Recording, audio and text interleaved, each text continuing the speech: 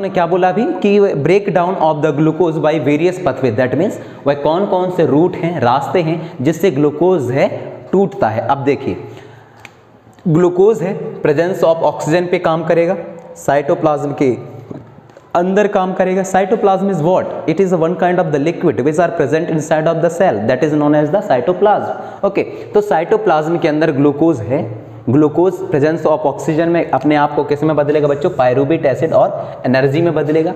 अब इस pyruvate acid के 3 केस होने हैं, एक केस होगा एरोबिक का, दूसरा केस होगा एनारोबिक का और तीसरा केस होगा दूसरा केस होगा एनारोबिक का और तीसरा केस होगा आपका ईस्ट का।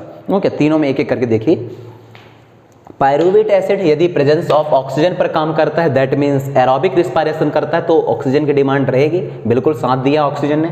माइटोकॉन्ड्रिया के अंदर होने वाला प्रोसेस है बच्चों ये। ओके, तो प्रेजेंस ऑफ ऑक्सीजन में माइटोकॉन्ड्रिया के अंदर अपने आप को या ये बदल जाता है कार्बन डाइऑक्साइड में, वाटर मॉलिक्यूल्स में along with the energy. Okay, second one क्या है आपका? यही जो पायरूवेट एसिड है in the absence of oxygen, that means anaerobic respiration के थ्रू यदि काम करता है, तो एनारोबिक जो रिस्पायरेशन वो आपके मसल सेल में देखने को मिलते हैं, और एब्सेंस ऑफ ऑक्सीजन के केस में पायरूवेट जो है अपने आप को लैक्टिक एसिड और एनर्जी में बदल देता है। लैक्टिक एसिड के जमाव या एक्यूमुलेशन की वजह से पर्टिकुलर पार्ट पर पेन होने लगता है बच्चों। ओके, कैसे पता है हमें? देखिए, जब कभी भी हम ज़्यादा काम करते हैं अपने मसल्स के यूज़ करते टाइम, बहुत ज़्यादा काम करते हैं, तो आपने देखा होगा कि जैसे हमने काम को निपटाया उसके जस्ट बाद उस हिस्से में बहुत ज़्यादा पेन स्टार्ट हो जाता है, पैनिंग होने लगती है, दर्द देने लगता है वो वाला हिस्सा। वजह क्या? लगातार काम करने की वजह से जो मसल सेल हैं उनको ऑक्सीजन की डिमांड सही तरीके से मिल नहीं पाई, और ऑक्सीजन के ना मिल पाने से सफिशिएंट अमाउंट में कौन सा रिस्पायरेशन होने लगा? एनारोबिक रिस्पायरेशन हमारे मसल सेल्स करने लगते हैं। और जब एनारोबिक मसल सेल्स रिस्पायरेशन को टेक प्लेस करेंगे तो जो लैक्टिक एसिड है, इसका इंड प्रोडक्ट क्या है? लैक्टिक एसिड और एनर्जी।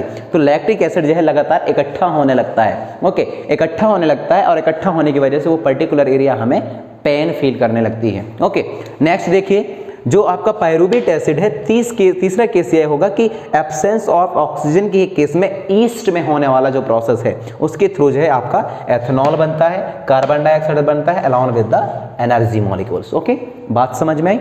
आगे बढ़ेंगे।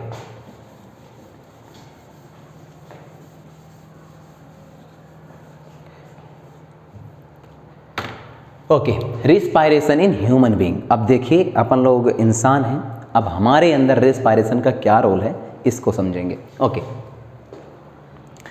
The main organ of the respiratory system are the nostril, मतलब हमारे रिस्पायरेशन सिस्टम पे जो वो ऑर्गन जो कि अपना हिस्सा लेते हैं, पार्टिसिपेशन लेते हैं, वो कौन कौन से हैं? तो सिंपल सा मतलब है, हम इनहेलेशन करते हैं, बाहर से एनवायरनमेंट से ऑक्सीजन को लेते हैं तो नॉज के थ्रू लेंगे, दैट मीन नॉस्ट्रिल इसमें आपका इंपॉर्टेंट रोल प्ले करेगा। नसल कैविटी इंपॉर्टेंट रोल प्ले करेंगे, तो जो नोज है इसका थोड़ा सा अंदर वाला हिस्सा इसका नसल कैविटी कहलाता है बच्चों। ओके, नसल कैविटी के साथ में थर्ड वन आपका आता है वो है pharynx. Pharynx is nothing but the this one, ये वाला एरिया। ओके, फेरनेक्स, तो फेरनेक्स में आएगा। उसके बाद फेरनेक्स के बाद लैरनेक्स वाला हिस्सा आपके काम आएगा, ये है लैरनेक्स। ओके, इसके बाद ब्रांचॉइड। ब्रांचॉइड किसको बोलते हैं? देखिए, ब्रांचोई आएगा, ब्रांचॉइल्स आएगा, लंग्स आएगा और डायाफ्राम आएगा। तो डायाफ्राम इसके अंदर वाला हिस्सा रहता है। ओके, डायाफ्राम, ये वाला हिस्सा डायाफ्राम कहलाएगा। ये वाले हिस्सा भी आपके रिस्पायरेशन पे मदद करती है ह्यूमन बीइंग के अंदर। आप समझिए, हमने ऑक्सीजन मॉलिक्यूल्स को एनवायरनमेंट से नोज के थ्रू अंदर लिया, किसको? ऑक्सीजन मॉलिक्यूल्स को। तो ये आपका जो ऑक्सीजन मॉलिक्यूल्स है वो इस तरीके से अंदर जाएगा। देखिए, कौन कौन से हिस्सा पार्टिसिपेशन ले रहे हैं? नॉस्ट्रिल लेगा, ये वाला हिस्सा को नोजल कैविटी बोलते हैं, ये पार्टिसिपेशन लेगा। ओके, और इसके बाद जब और अंदर आओगे तो ये वाला हिस्सा यहाँ पास रहता है आपका ओपिलोगैक्टिस, ओपिग्लोटिस, एपिग्लोटिस रहता है, एपिग्लोटिस, उसका भी थोड़ा बहुत योगदान है। ओके, इसके बाद जो आपका air bundle molecule say that means oxygen है वह आपका फेरनेक्स वाला हिस्सा में पहुंच जाएगा, ये वाला हिस्सा। इसके बाद लैरनेक्स वाले हिस्से में पहुंच जाएगा और यहाँ से फिर स्टार्ट होते बच्चों क्या? ट्रैकी, ये ट्रैकॉइड्स। ओके, ये यहाँ से स्टार्ट होगा ब्रांची और ब्रांचॉइड्स और लंग्स और डायफ्राम। ओके, तो जैसे ही ये वाला हिस्सा इन एरिया से गुजर करके वे इसको बोला जाता है एयर विंड, विंड पाइप भी बोला जाता है। ओके, तो हम लिख देंगे विंड पाइप।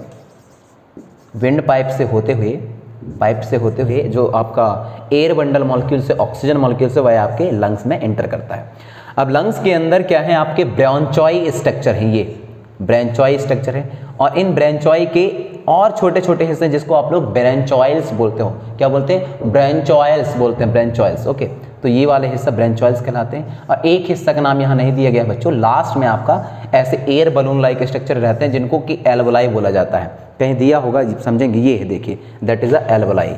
ओके, एल्वोलाई वाला हिस्सा रहता है जिसमें एक्चुअली में जो एल्वोलाई है वह गैस को एक्सचेंज करने का काम करता है। एल्वोलाई से ही बलून लाइक स्ट्रक्चर होता है, यहीं से ही आपका जो ऑक्सीजन है डिफ्यूजन प्रोसेस करके आपके ब्लड में चले जाते हैं और जो हार्ट को पंप कर दिया जाता है। ओके, तो एल्वोलाई में पहुंचेंगे और एल्वोलाई के बाद जो है आपका टर्मिनल ब्रांचोइड्स हैं ये, और ये वाला हिस्सा राइट ब्रांचोइड्स हैं। इधर का अलग से हिस्सा होगा लेफ्ट लंग्स कहलाएंगे, कॉर्टिलेज कहलाएंगे, ये सब इसी के ही हिस्से हैं।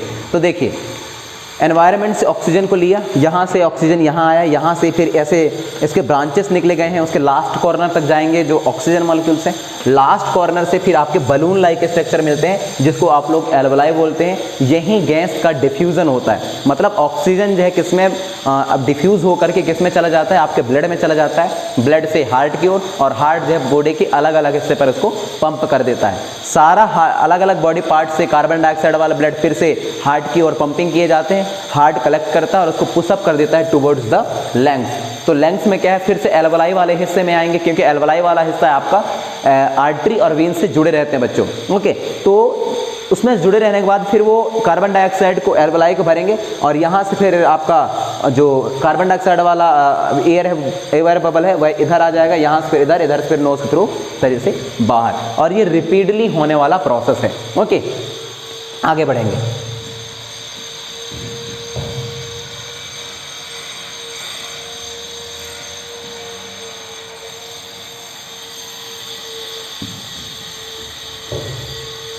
ओके, अब देखिए, जो मैं आपको चीज़ें बता रहा था उसी का बहुत अच्छे से डिस्क्राइब करके और आगे से अच्छे से चीज़ों को बताने की कोशिश की गई है। अब देखिए, मैंने जो बताया वही होगा।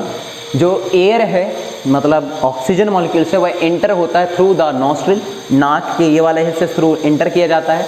The hair and the mucus trap the dust particle. अब आपने देखा होगा नाक के अंदर स्मॉल हेयर्स रहते हैं, तो हेयर के कुछ काम है, इसी वजह से वहाँ हेयर्स आते हैं। हेयर का काम है कि जब ये जो आपका एनवायरनमेंट में एटमॉस्फेयर पे जितने गैस हम या एयर को अंदर ले रहे हैं, तो उसमें यदि डस्ट हो तो वो आपके उसमें चिपक जाएं। जो हेयर है, बाल हैं आपके नाक के अंदर, उसमें चिपक जाएं, और साथ में वो म्यूकस भी करता है, म्यूकस रिलीज भी करता है, ताकि उस लिक्विड में, म्यूकस वाले लिक्विड में जाके चिपक जाए वो डस्ट, जब और एयर ही अंदर जाए। Okay, it then passes through the pharynx, और यह जो है किसके थ्रू पास कर दिया जाता है, फेरनेक्स को पास कर दिया जाता है। नॉस्ट्रिल से फेरनेक्स को पास कर दिए जाते हैं, फेरनेक्स के बाद लेरनेक्स को पास कर दिए जाते हैं, ट्रैकियोइड्स को पास कर दिए जाते हैं, ब्रांची को पास कर दिए जाते हैं, और ब्रांचोइड एंड इंटर द लंग्स। और उसके बाद ब्रांचोई के बाद जो है, जो एक्चुअली आपका